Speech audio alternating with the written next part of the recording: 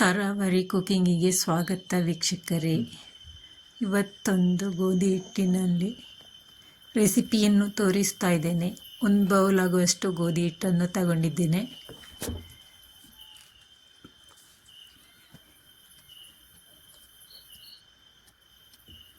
ಅದಕ್ಕೆ 1/4 ಚಮಚದಷ್ಟು ಉಪ್ಪನ್ನು ಆ್ಯಡ್ ಮಾಡ್ಕೊಳ್ತಾ ಇದ್ದೇನೆ. ಇದೆಲ್ಲವನ್ನು ಚೆನ್ನಾಗಿ ಮಿಕ್ಸ್ ಮಾಡಬೇಕು.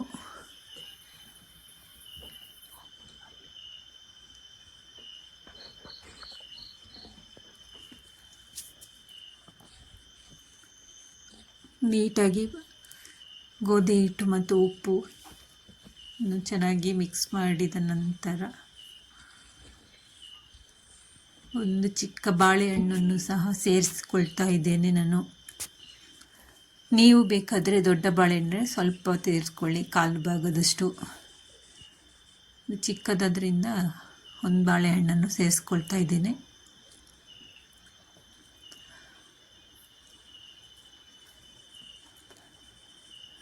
ಚಿಕ್ಕ ಚಿಕ್ಕ ಪೀಸ್ಗಳನ್ನಾಗಿ ಮಾಡಿ ಚೆನ್ನಾಗಿ ಸ್ಮ್ಯಾಶ್ ಮಾಡಬೇಕು. ಗೋಧಿ ಹಿಟ್ಟಿನ ಜೊತೆ ಬಾಳೆಹಣ್ಣನ್ನು ಸಹ ಚೆನ್ನಾಗಿ ಹಣ್ಣಾಗಿರುವಂತಹ ಬಾಳೆಹಣ್ಣನ್ನು ತಗೊಳ್ಬೇಕು.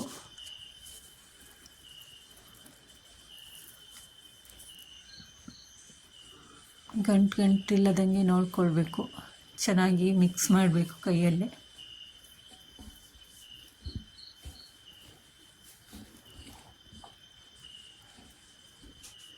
ಮಿಕ್ಸ್ ಆದ ನಂತರ 1-2 ಟೀ ಸ್ಪೂನಷ್ಟು ಹಾಲನ್ನು ಸಹ ಸೇರಿಸ್ಕೊಳ್ತಾ ಇದ್ದೇನೆ. ಎಲ್ಲವನ್ನು ಸಹ ಇದೇ ರೀತಿ ಕೈಯಲ್ಲಿ ಚೆನ್ನಾಗಿ ಮಿಕ್ಸ್ ಮಾಡಬೇಕು.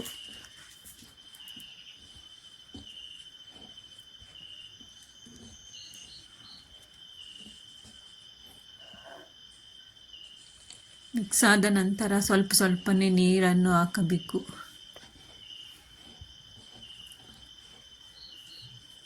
ಬಿಸಿ ನೀರೇನು ಹಾಕೋದು ಬೇಡ, ಮಾಮೂಲಿ ನೀರನ್ನು ಹಾಕಿದರೆ ಸಾಕಾಗುತ್ತೆ. ತುಂಬ ಒಂದೇ ಸತಿ ಸುರ್ಕೊಳ್ಳೋದು ಬೇಡ, ಸ್ವಲ್ಪ ನೋಡಿ ಕಲಿಸ್ಕೊಂಡು ಹಾಕ್ಕೊಂಡ್ರೆ ಸಾಕಾಗುತ್ತೆ. ಗೋಧಿ ಹಿಟ್ಟಿಂದ ಚಪಾತಿಯನ್ನು ಎಲ್ಲರೂ ಮಾಡ್ತಾರೆ. ಈ ರೀತಿ ಒಂದು ಸಲ ಟ್ರೈ ಮಾಡಿ ನೀವು ನೋಡಿ ಮನೆಯಲ್ಲಿ. ಎಲ್ಲರಿಗೂ ಇಷ್ಟಪಡುವಂತಹ ರೆಸಿಪಿ ಇದು.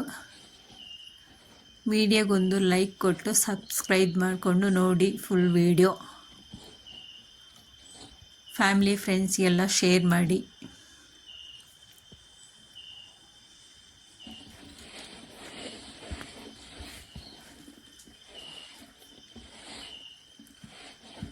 ನೀಟಾಗಿ ಒಂದು 10 ನಿಮಿಷದವರೆಗೂ ಕಲಿಸ್ಬೇಕು. ನಾನು ಇದಕ್ಕೆ ಸಕ್ಕರೆ ಎಣ್ಣೆ ಏನು ಬಳಸಿಲ್ಲ. ಈ ಥರ ಸ್ಮೂತಾಗಿ ಕಲಿಸ್ಕೊಳ್ಬೇಕು.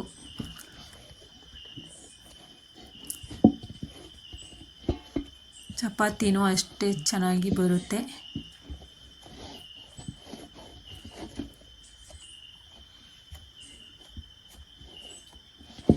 ಈ ಹದದಲ್ಲಿ ಕಲಿಸ್ಕೊಂಡ್ರೆ ಸಾಕು. ನೀವು ಜಾಸ್ತಿ ಜನ ಇದ್ದರೆ ಡಬಲ್ ಕ್ವಾಂಟಿಟಿ ಮಾಡ್ಕೊಳ್ಳಿ.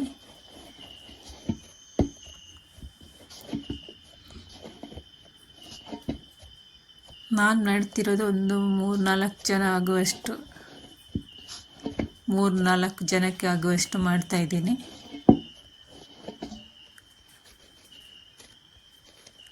ನೀಟಾಗಿ ಕಲಸಿ ಈ ಥರ ಸ್ಮೂತಾಗಿ ಬರಬೇಕು.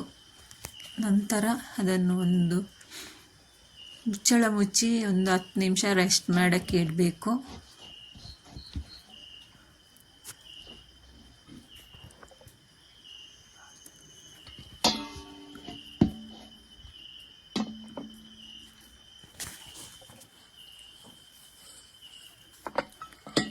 ನಿಮಿಷ ಆದಮೇಲೆ ಈ ರೀತಿಯಾಗಿದೆ ನೋಡಿ ನಮ್ಮ ಗೋಧಿ ಹಿಟ್ಟು ಕಲಸಿರುವಂಥದ್ದು. ಇವಾಗ ಸಣ್ಣ ಉಂಡೆಗಳನ್ನಾಗಿ ಎಲ್ಲವನ್ನು ಮಾಡಿಕೊಳ್ಬೇಕು.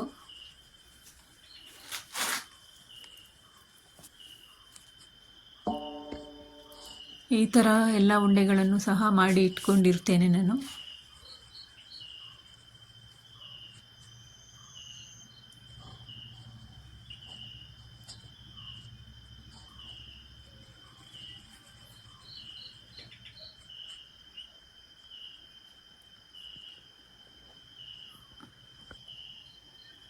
ಚಪಾತಿ ಲಟ್ಟಿಸುವ ಒಂದು ಹಲಗೆಯನ್ನು ತಗೊಂಡು ಅದಕ್ಕೆ ಗೋಧಿ ಪೌಡರನ್ನು ಸಹ ಹಾಕ್ಕೊಂಡಿದ್ದೇನೆ. ತುಂಬ ಹಾಕೋದು ಬೇಡ, ಸ್ವಲ್ಪ ಸ್ವಲ್ಪ ಹಾಕ್ಕೊಂಡ್ರೆ ಸಾಕು.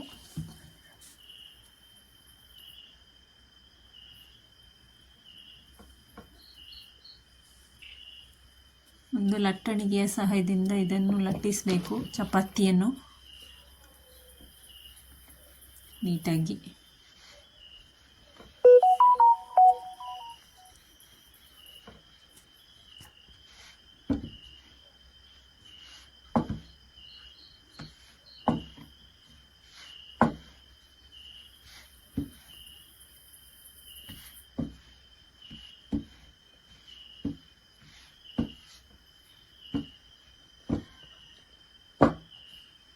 ಈ ಥರ ಲಟ್ಟಿಸಿ ಇದಕ್ಕೆ ಸ್ವಲ್ಪ ಎಣ್ಣೆಯನ್ನು ಸ್ಪ್ರೆಡ್ ಮಾಡಬೇಕು ಲೈಟಾಗಿ, ತುಂಬ ಏನು ಬೇಡ, ಸ್ವಲ್ಪ ಲೈಟಾಗಿ ಸ್ಪ್ರೆಡ್ ಮಾಡಿ.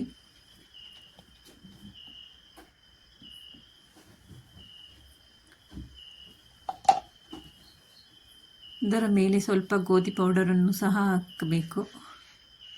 ಹಾಕಿ ಈ ಥರ ಮಾಡಬೇಕು. ಈ ಥರ ಆದ ನಂತರ ಇದನ್ನು ಮಡಚಬೇಕು 4 ಭಾಗ.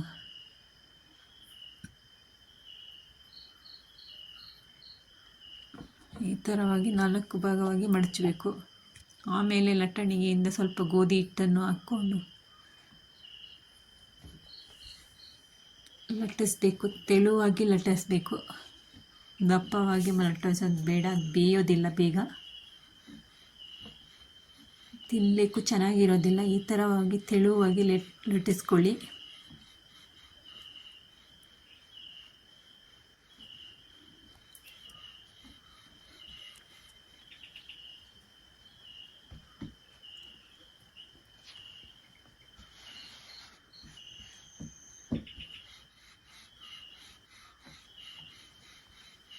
ಟ್ರಯಾಂಗಲ್ ಶೇಪಲ್ಲಿ ನಾನು ಲಟ್ಟಿಸ್ಕೊಳ್ತಾ ಇದ್ದೇನೆ.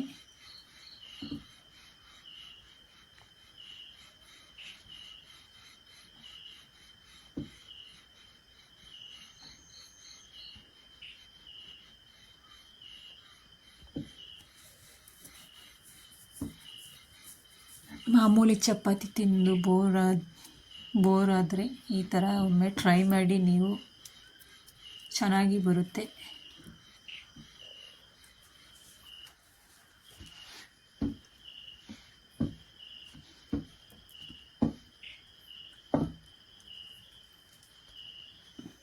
ಇದು ಎಲ್ಲ ಕರಿ ಜೊತೆನೂ ಸರ್ವ್ ಮಾಡ್ಬೋದು, ಚಟ್ನಿ ಜೊತೆನೂ ಸರ್ವ್ ಮಾಡ್ಬೋದು. ಎಷ್ಟು ತೆಳುವಾಗಿ ಬಂದಿದೆ ನೋಡಿ. ಈ ಥರ ತೆಳುವಾಗಿ ಲಟ್ಟಿಸ್ಕೊಳ್ಳಿ. ನಾನು ಎಲ್ಲವನ್ನು ಲಟ್ಟಿಸ್ಕೊಂಡಿದ್ದೇನೆ.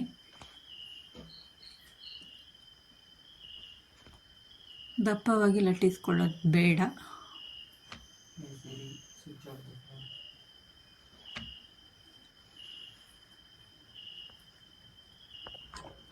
ಒಂದು ಹೆಂಚನ್ನು ಕಾಯಕ್ಕಿಟ್ಟು ಚಪಾತಿ ಅದಕ್ಕೆ ಬಿಸಿ ಆದ ನಂತರ ಚಪಾತಿಯನ್ನು ಹಾಕ್ಕೊಳ್ತಾ ಇದ್ದೇನೆ.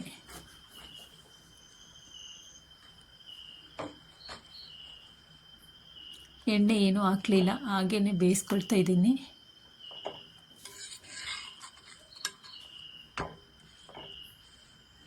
ಎರಡು ಸೈಡು ನೀಟಾಗಿ ಬೇಯಬೇಕು.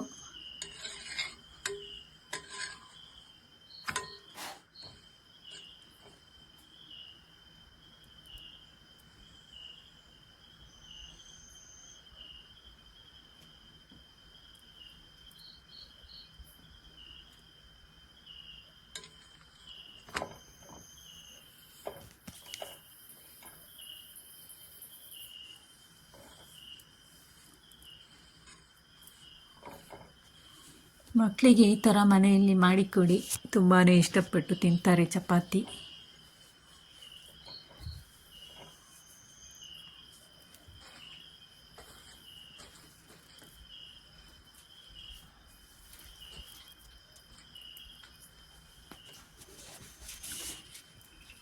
ಎರಡು ಸೈಡು ನೀಟಾಗಿ ಬೇಯಿಸ್ಕೊಳ್ಬೇಕು. ಇದೇ ಥರ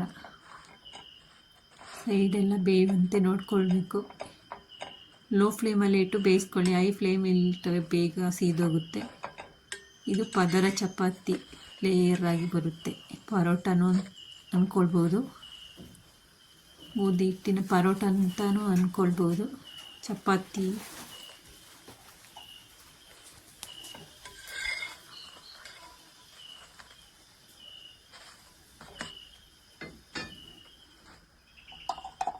ಎಷ್ಟು ಚೆನ್ನಾಗಿ ಉಬ್ಬಿ ಬರುತ್ತೆ ನೋಡಿ. ಆಮೇಲೆ ಇದಕ್ಕೆ ಸ್ವಲ್ಪ ಎಣ್ಣೆಯನ್ನು ಸಹ ಹಾಕ್ಕೊಳ್ತಾ ಇದ್ದೇನೆ. ಲೈಟಾಗಿ ಸ್ಪ್ರೆಡ್ ಮಾಡ್ಕೊಳ್ತಾ ಇದ್ದೇನೆ.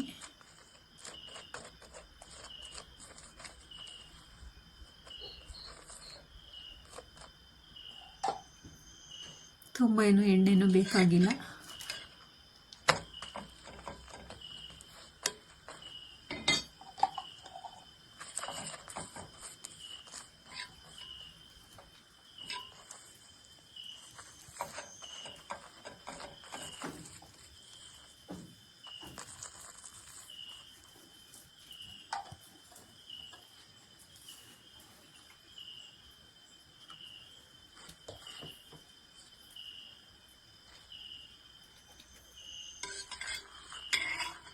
ಈ ಥರ ಆದರೆ ಸಾಕು, ನೀಟಾಗಿ ಬೇಯುತ್ತೆ, ಬೆಂದಿರುತ್ತೆ ಒಳಗಡೆ ಎಲ್ಲ. ಈಗ ಸೆಕೆಂಡ್ ಚಪಾತಿನೂ ಸಹ ಬೇಯಿಸ್ಕೊಳ್ತಾ ಇದ್ದೇನೆ.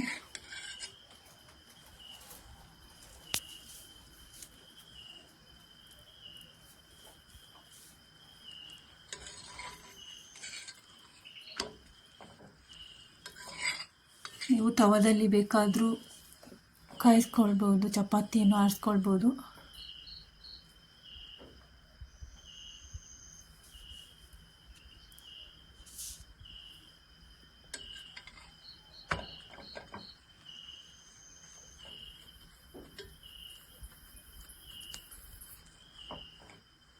ಈ ಥರ ನೋಡಿ ಚೆನ್ನಾಗಿ ಬೇಯಬೇಕು, ಉಬ್ಬಬೇಕು. ಉಬ್ಬಿದ ನಂತರ ಚೆನ್ನಾಗಿ ಬೆಂದಿರುತ್ತೆ. ಎರಡು ಸೈಡು ಚೆನ್ನಾಗಿ ಬೇಯಿಸ್ಕೊಳ್ಳಿ.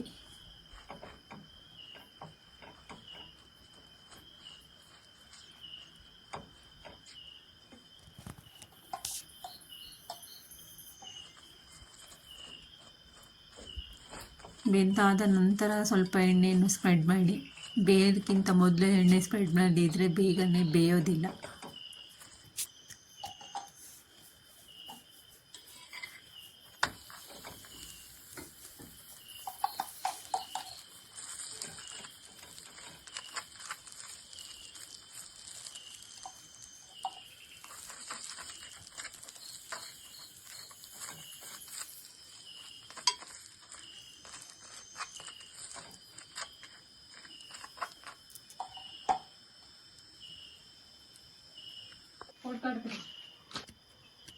ಫೈನಲಿ ಈ ಥರ ಎಲ್ಲ ಚಪಾತಿಗಳನ್ನು ಬೇಯಿಸ್ಕೊಂಡಾಯಿತು ನೋಡಿ. ಈ ಥರ ಬಂದಿದೆ ನೋಡಿ, ಪದರ ಪದರವಾಗಿ ಎಷ್ಟು ನೀಟಾಗಿ ಬೆಂದಿದೆ. ಅದರ ಒಳಗಡೆನೂ ಸಹ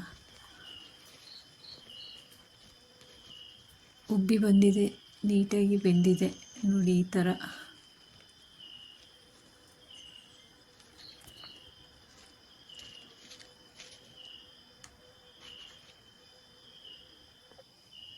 ಥ್ಯಾಂಕ್ ಯು ಫಾರ್ ವಾಚಿಂಗ್. ಎಲ್ಲರಿಗೂ ಬಾಯ್ ಬಾಯ್.